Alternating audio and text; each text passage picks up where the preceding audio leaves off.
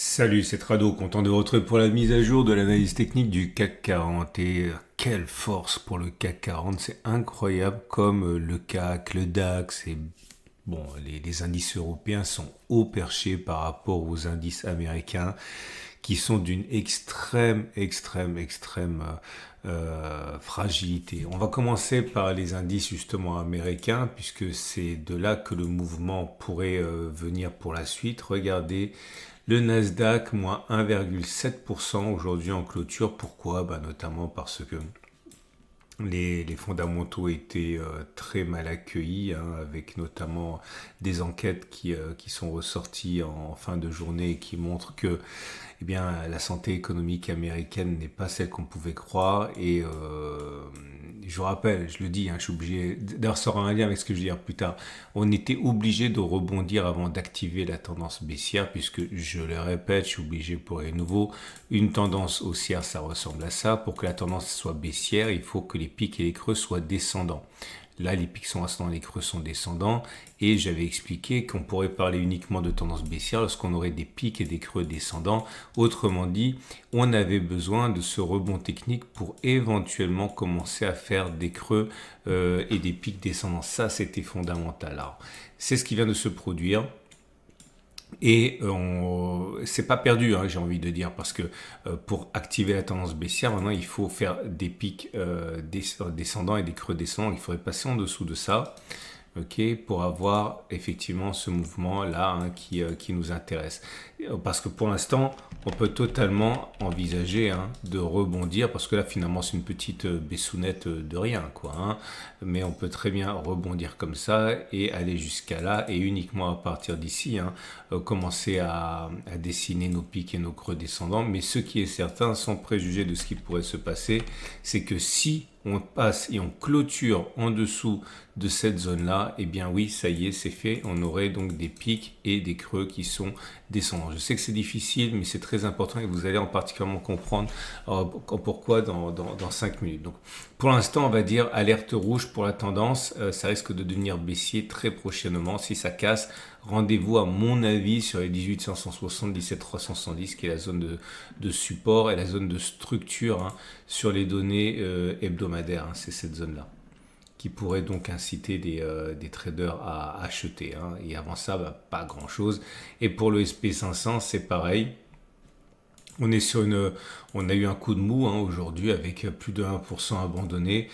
Et ce qui nous a permis donc, hein, d'envisager la possibilité que ce soit le fameux pic descendant qui nous amènerait à avoir des pics et des creux descendants. Mais pour l'instant, c'est pas fait non plus, c'est simplement une alerte rouge. Et au cas où ça se produirait, c'est-à-dire au cas où on clôturerait en dessous des 5500, eh bien la zone cible serait celle-là.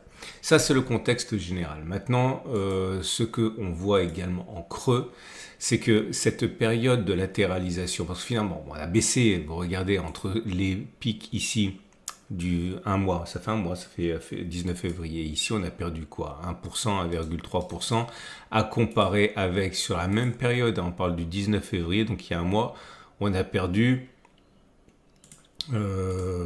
quoi? On en est à moins 13% à peu près sur le Nasdaq, et on est sur le SP500 à moins 10%. On est, on est descendu jusqu'à moins 10, 11, on en est à moins 9. Et donc la force de ce CAC 40 et du DAX qui est sur un record historique, c'est vraiment à saluer. Pourquoi c'est important? C'est important parce que bon, la relation elle est lâche actuellement, c'est-à-dire que les indices parisiens ne baissent pas comme les indices américains, mais il est clair que si les indices américains décollent, il y a de fortes chances pour que ce soit un boulet au pied des marchés européens qui s'évanouissent et qu'on décolle. Et donc à partir de là, si on va chercher la zone que j'ai mentionnée sur les indices américains, ça correspondra à cette zone des 78, 75, 77, 87. Okay, et c'est à partir de là qu'éventuellement les marchés américains se révolteraient pour une hausse, et c'est à partir de là que les marchés les marchés français, par exemple, rebondir. Alors, j'ai reçu des messages, mais ça date pas d'aujourd'hui, ça date plus. La semaine dernière, on m'a dit, ouais, mais attends, Trado, si on va chercher ce que tu as dit et qu'on remonte comme ça, on aura une épaule tête-épaule et c'est super dangereux. Ok, Alors, écoutez bien si vous êtes des débutants, parce que c'est ce que je vais vous donner là, c'est hyper important et ça vous explique les raisons pour lesquelles je suis autant obnubilé par la structure. Non, non. Si on vient là et qu'on fait ça, ce n'est pas une épaule tête-épaule. Il faut arrêter de voir des épaules tête-épaule partout, parce que si vous voyez des épaules tête-épaule partout, eh bien après vous avez peur pour rien. Les épaules tête-épaule qui sont dangereuses, les épaules tête-épaule qui méritent d'être remarquées, sont d'une nature particulière. Les épaules tête-épaule qui méritent votre attention sont celles qui cassent les structures. Ça veut dire quoi? Ça veut dire, et on y revient, les structures. Désolé, c'est important. Quand vous avez ça, et que les cours reviennent, et que les cours remontent, et que les cours reviennent, vous n'avez rien de grave. Pourquoi n'avez-vous rien de grave? Parce que dans ces conditions, on voit bien qu'à aucun moment, la structure elle est cassée. On est toujours dans une structure haussière avec des pics ascendants et des creux, en l'occurrence ici plats. On n'est pas en tendance baissière. Ce qui est dangereux, c'est lorsque ça n'arrive pas à ce moment-là, mais ça arrive après. C'est-à-dire que on casse la structure, on revient faire un throwback, en particulier dans cette zone-là, et ça c'est super dangereux, parce que vous les retrouvez, les éléments de l'épaule tête-épaule. Première épaule, tête, deuxième épaule, mais une différence fondamentale, c'est que là vous avez cassé la structure, vous n'êtes plus en structure haussière, et il y a donc la possibilité à partir de maintenant de se retrouver, si ça descend, eh bien justement dans une structure qui est baissière et qui peut mettre fin à tous les espoirs de court terme. C'est pour ça que, les épaules tête-épaule classiques telles que les débutants les voient n'ont généralement aucun caractère létal ou dangereux ou quoi que ce soit, sont simplement, on va dire, ça peut être un canal, ça peut être plein de choses.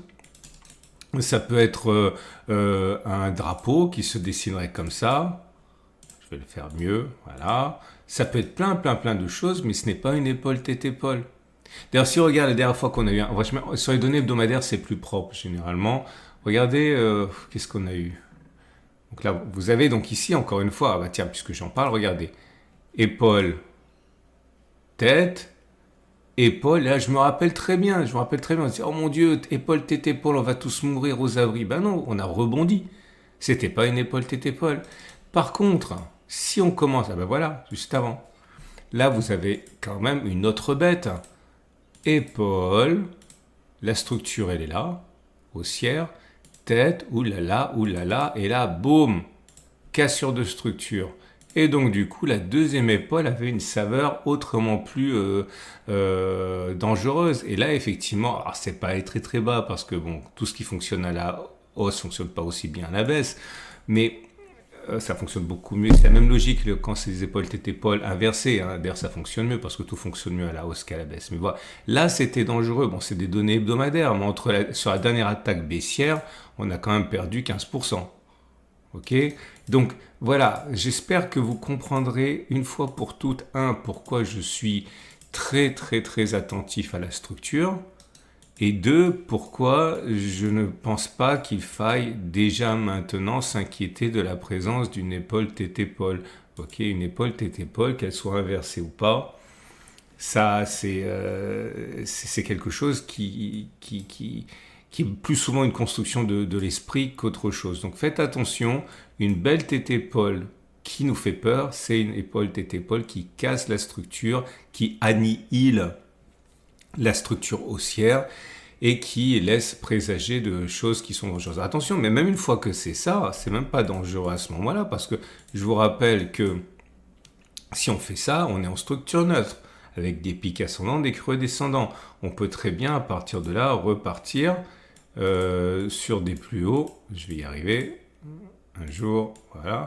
Et puis ça s'est déjà produit dans le passé. Non, ce qui est dangereux, je le répète une dernière fois, c'est quand cette figure se mue véritablement en épaule tête-épaule avec des pics et des creux descendants. Et c'est ça le sens de l'épaule tête-épaule.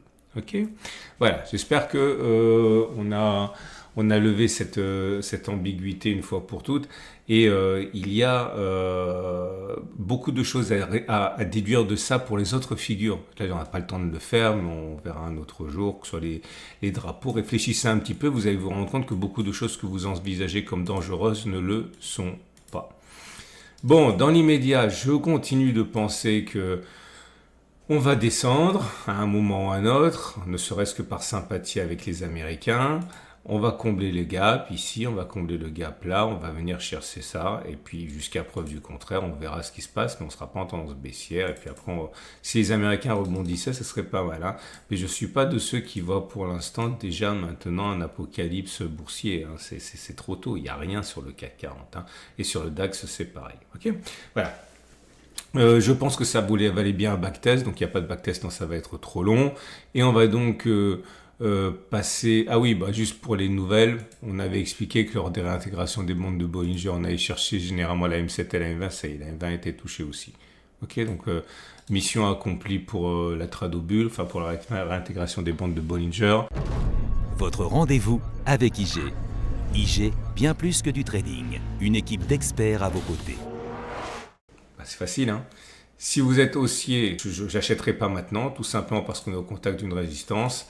Ok, donc je le dis et je le répète, si on est haussier, moi je pense qu'il faut attendre que l'on revienne ici avant de chercher éventuellement des signaux haussiers, notamment ceux que je vous propose, hein, que ce soit le stochastique, le MACD ou quoi que ce soit. Et puis vous achetez et vous pariez sur une hausse et vous mettez un stop en dessous. Si vous êtes baissier, vous pouvez justement attendre que l'on casse la structure, qu'on fasse un rebond. Ok, et que l'on vise une baisse avec un stop de protection serré ou large, ou alors si vous êtes haussier et qu'on passe au-dessus, attendez que l'on casse significativement, que l'on fasse notre petit throwback, vous achetez et le stop de protection en dessous. Ok, on peut faire comme ça. Et voilà. Voilà. Donc, d'ailleurs, si vous voulez, j'en parle pas souvent, mais si vous voulez la même plateforme que moi, je vous recommande vraiment PRT. Parce qu'il y a cette version là qui permet de faire des choses sympas, visuelles, et puis la version mobile, elle est géniale. Franchement, si vous voulez contrôler vous pouvez pas trader avec une version mobile, faut pas raconter n'importe quoi, mais si vous voulez faire des petits graphes, étudier pendant que vous êtes les transports en commun, etc., la version mobile de PRT est vraiment géniale. Vous avez un lien en dessous de la vidéo, c'est un sponsor naturellement, donc si vous utilisez mon lien, voilà, c'est bien pour moi parce que ça montre que le sponsoring, il est efficace. Voilà. Excellente journée, à demain pour la mise à jour et regardez la vidéo sur l'or, c'est un feuilleton magnifique, ok. Mettez-le, si vous ne connaissez pas le milieu de l'or, vous allez voir, c'est fascinant. La vidéo vient de sortir et à écouter dans les transports en commun. À demain pour la mise à jour.